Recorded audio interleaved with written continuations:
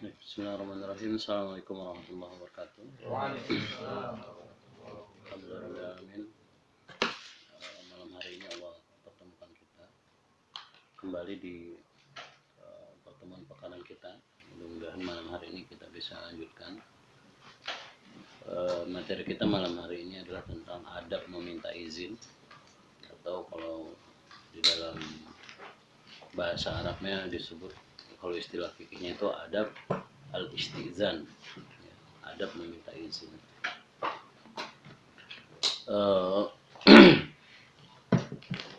Harapannya setelah kita mendapatkan materi ini,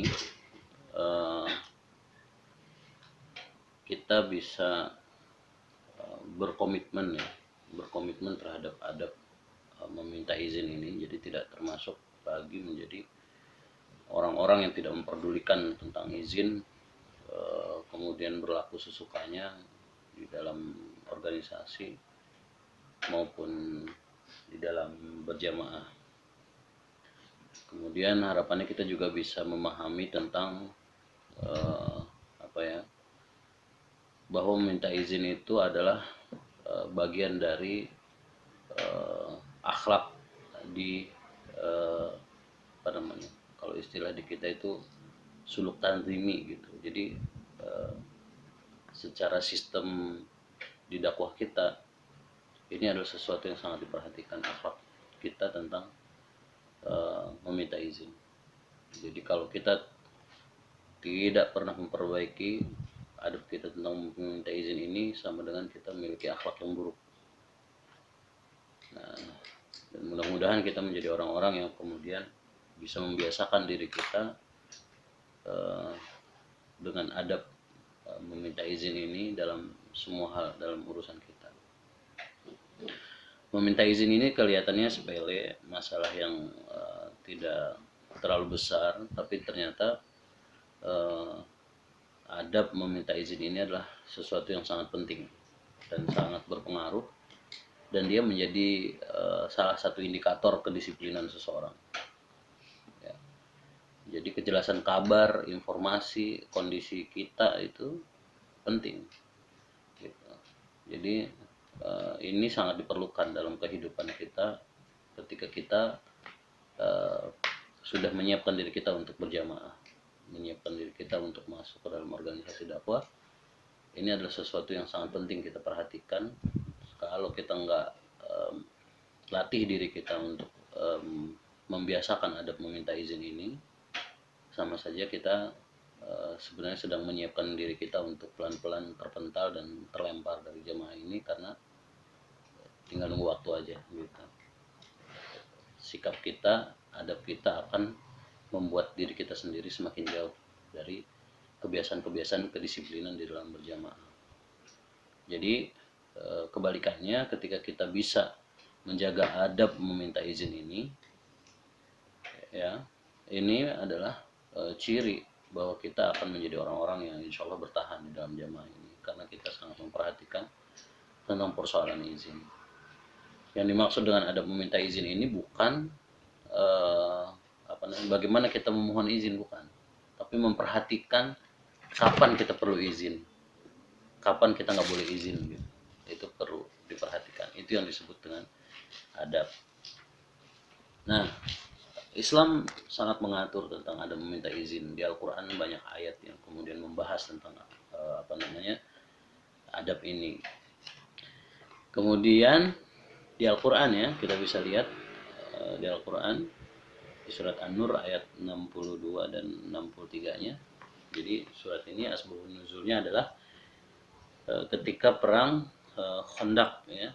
Jadi Ibnu Ishaq meriwayatkan ini tentang meminta izin yang lain. Jadi Ibnu Ishaq itu meriwayatkan tentang asbabun nuzul. Asbabun nuzul itu apa? Sebab diturunkan ayat-ayat Al-Quran. Disebutkan bahwa setelah orang Quraisy, jadi orang-orang Quraisy dan sekutunya, yang dikenal juga dengan istilah Al-Ahzab, mereka ngumpul, ya, berhimpun, kemudian menggalang kekuatan di perang Khandaq. Perang Khandaq. Khandaq itu parit, ya. Ya. Dan setelah Rasulullah mendengar mereka akan melakukan serangan Jadi menggali parit itu atas usulnya Salman Al-Farisi tadi itu ya, orang Persia itu. Maka Rasulullah menyuruh untuk menggali parit di Madinah. Jadi atas usul Salman Al-Farisi Rasulullah memerintahkan menggali parit di Madinah. Jadi Rasulullah pun ikut terlibat dalam penggalian parit itu, dan kemudian memberikan contoh. Jadi sampai waktu itu ada peristiwa itu batu nggak bisa dipecahin gitu kan, karena apa namanya, kondisinya keras begitu. Rasulullah yang kemudian memecahkan batu itu. Jadi dicontohin sama Rasulullah gimana caranya gitu. Nah kemudian terus setelah Rasulullah, para sahabat ngikutin, kaum mukmin orang-orang beriman, orang-orang muslim ngikutin gitu. Kenapa mereka mau menggali parit itu dengan semangat? Karena apa? Orang-orang beriman ini kemudian meyakini bahwa keikutsertaan mereka dalam menggali parit ini adalah mengundang banyak kebaikan dan pahala dari Allah. Gitu. Ini amal, Perintah Rasulullah menggali parit, maka apa? Ini bagian dari amal soleh. Gitu. Jadi berebut orang-orang beriman waktu itu. Ya, setelah dicontohkan sama Rasulullah, kemudian orang-orang mukminin kemudian berebut untuk kemudian saling bergantian untuk mendapatkan pahala.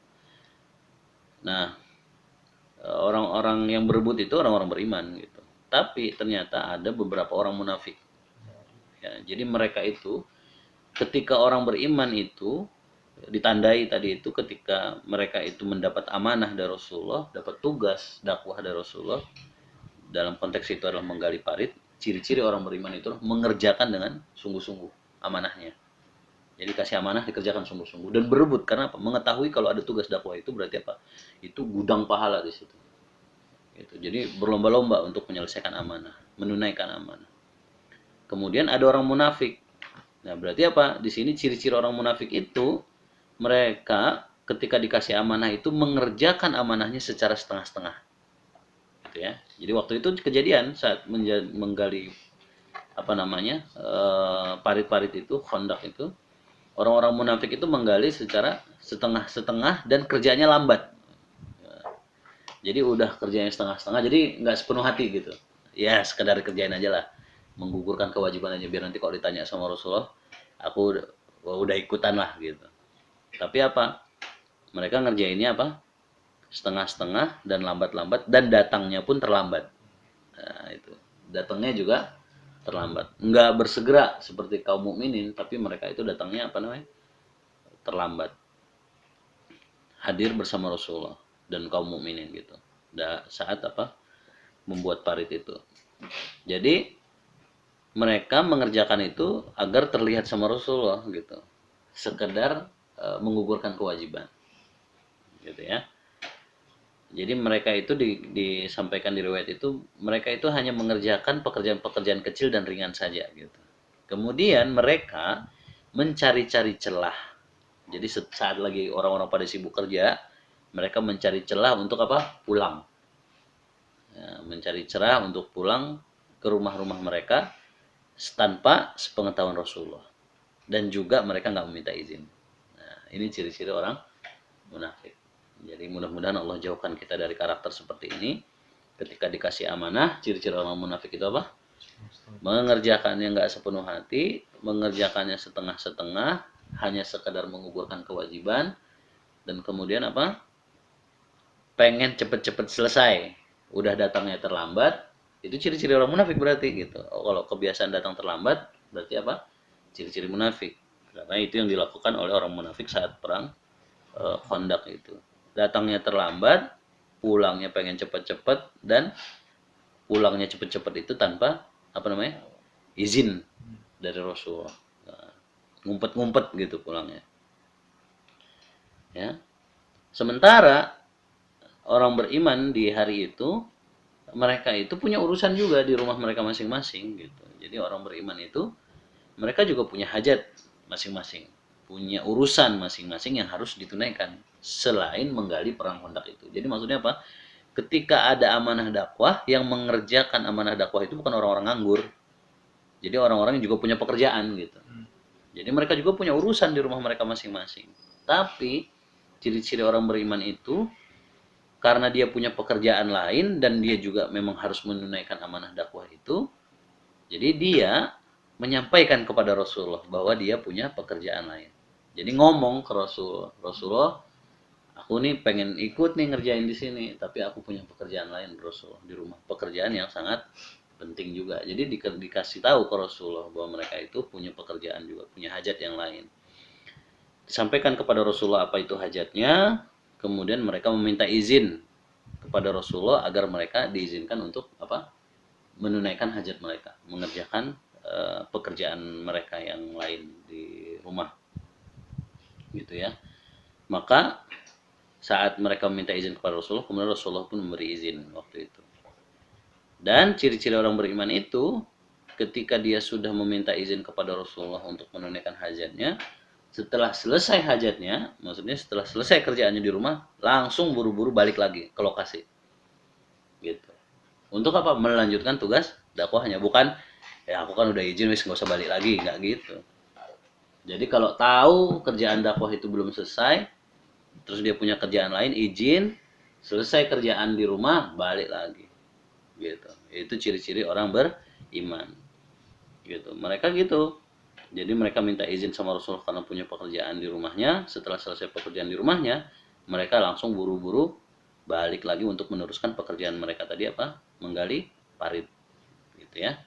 Kenapa mereka mau melakukan itu, orang-orang beriman itu? Karena menyadari bahwa setiap tugas dakwah itu mengandung pahala yang besar. Jadi kita perlu menyadari itu. Tugas dakwah apapun, ketika kita sadar ini adalah panggilan dakwah, berangkat, kerjakan sepenuh hati. Kalau ada kerjaan lain, segera beresin kerjaan lain itu supaya apa? Dakwahnya tetap bisa diberesin. Gitu. Ya. Kenapa? Karena di sana adalah tempatnya pahala dan kebaikan. Ciri-ciri orang beriman itu, orientasi hidupnya adalah mengumpulkan pahala sebanyak-banyaknya dan mengharapkan kebaikan sebanyak-banyaknya dari Allah. Gitu. Nah, kemudian apa? Dari kejadian itu Allah menurunkan tuh ayat untuk orang-orang yang beriman, sebagaimana tadi di apa? Surat An-Nur ayat 62 gitu. Firman Allah yang artinya sesungguhnya yang sebenar-benarnya orang mukmin itu ialah orang-orang yang beriman kepada Allah dan Rasulnya. Dan apabila mereka berada bersama-sama Rasulullah dalam suatu urusan memerlukan pertemuan, mereka tidak meninggalkan Rasulullah sebelum meminta izin kepadanya. Ya gitu ya. Jadi ciri-ciri orang beriman itu kayak gitu. Jadi kalau diminta ngumpul sama Rasulullah, mereka nggak mungkin ninggalin, nggak mau ninggalin. Pasti mengusahakan hadir, dan kalau emang harus meninggalkan tetap adalah seizin Rasulullah. Mereka itu adalah orang-orang yang beriman kepada Allah dan Rasulnya. Maka apabila mereka meminta izin kepadamu karena satu keperluan, maksudnya kepada Rasulullah ya. Jadi apabila mereka minta izin kepada Rasulullah karena suatu keperluan, berilah izin kepada siapa yang kamu kehendaki di antara mereka. Jadi Rasulullah diberikan kebebasan sama Allah untuk ngasih izin atau enggak gitu. Jadi hikmahnya kayak gitu. Jadi hikmahnya adalah yang berhak memberikan izin itu kalau di zaman Rasulullah berarti apa? Pemimpinnya. Jadi kita minta izin kepada pemimpin kita, kepada kiadah kita. Kalau nggak diizinin ya udah gitu. Tapi kita perlu sadar bahwa yang berhak memberikan izin atau enggak itu adalah pemimpin kita gitu. Kalau pemimpin kita nggak ngizinin ya udah, harus diterima gitu. Maka apabila mereka minta izin kepadamu karena suatu keperluan, berilah izin kepada siapapun yang kamu kehendaki di antara mereka. Itu firman Allah. Dan mohonkanlah ampunan untuk mereka kepada Allah. Coba perhatikan firman Allah ini. Dan mohonkanlah ampunan untuk mereka kepada Allah. Sungguhnya Allah mengampun lagi maha penyayang. Ngerti nggak maksudnya? Jadi orang yang meminta izin itu ada kemungkinan mendapat dosa karena meninggalkan amanah dakwah. Jadi minta izin ke Rasulullah, diizinin sama Rasulullah, tapi tetap Allah masih memerintahkan Rasulullah, udah tolong kamu doain mereka yang izin-izin itu gitu. Supaya apa? Diampuni sama Allah. Semoga ini menjadi pengingat buat kita. Jadi jangan enteng meminta izin, karena yang udah diizinin sama Rasulullah aja, Rasulullah masih diperintahkan sama Allah untuk apa? Berdoa kepada mereka supaya diberi pengampunan. Berarti apa? Minta izin itu adalah bagian dari dosa. Sampai seperti itu Al-Quran mengajarkan kepada kita. Jadi Berat urusan minta izin itu. Jangan terlalu menggampangkan, bahkan selama ini punya kebiasaan apa? Izin, izin itu bukan bukan izin, ngasih tahu gitu. Itu dosanya kayak gimana itu gitu. Gitu. Ngasih tahu, "Oh, Afan, saya nggak bisa datang." Enak gitu. Tapi ternyata apa? Di saat melakukan itu justru kita sedang melakukan dosa, perbuatan dosa. Gitu. Maka hati-hati dalam urusan organisasi, dalam urusan dakwah, dalam urusan apapun, hati-hatilah dalam izin. Kalaupun diizinkan, tetap harus apa namanya? Meminta doa. Jadi yang mengizinkan itu justru mendoakan. Jadi kalau antum punya organisasi, ada ketuanya, ketuanya dimintain izin, ketuanya ngizinin, ketuanya harus mendoakan supaya yang diizinin tadi itu diampuni sama Allah. Itu sampai kayak gitu. Kemudian firman Allah di ayat 63-nya ya, kepada orang-orang munafik. Kalau tadi ayat 62 itu kepada orang beriman, ayat 63-nya kepada orang munafik yang mencari-cari celah untuk pergi ke rumah mereka tanpa sepengetahuan Rasulullah dan juga tanpa izin dari Rasulullah. Hal ini kita bisa lihat di surat An-Nur ayat 63. Firman Allah yang artinya, janganlah kamu jadikan panggilan Rasulullah panggilan Rasul di antara kamu seperti panggilan sebagian kamu kepada sebagian lainnya. Jadi jangan dianggap sama panggilan Rasulullah itu sama panggilan yang selain Rasulullah. Sesungguhnya Allah telah mengetahui orang-orang yang berangsur-angsur pergi di antara kamu dengan berlindung kepada kawannya. Jadi ada yang ngumpet-ngumpet meninggalkan tugas dakwah itu, sesungguhnya Allah Maha tahu. Maka hendaklah orang-orang yang menyalahi perintah Rasul takut akan ditimpakan cobaan atau ditimpa azab yang pedih. Sampai seperti itu gitu. Jadi kalau sampai kita nggak izin, nah itu ya. Yang izin aja disuruh Allah apa? Didoakan sama Rasulullah.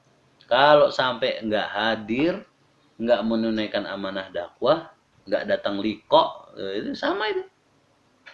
Nggak izin, itu kata Allah. Jadi apa?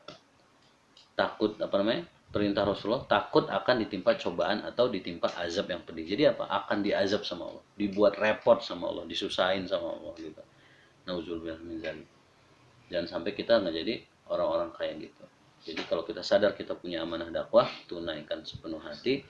Jangan main kucing-kucingan, jangan sampai kita ninggalin, kemudian apa? Apalagi nggak izin kalau emang nggak bisa. Gitu.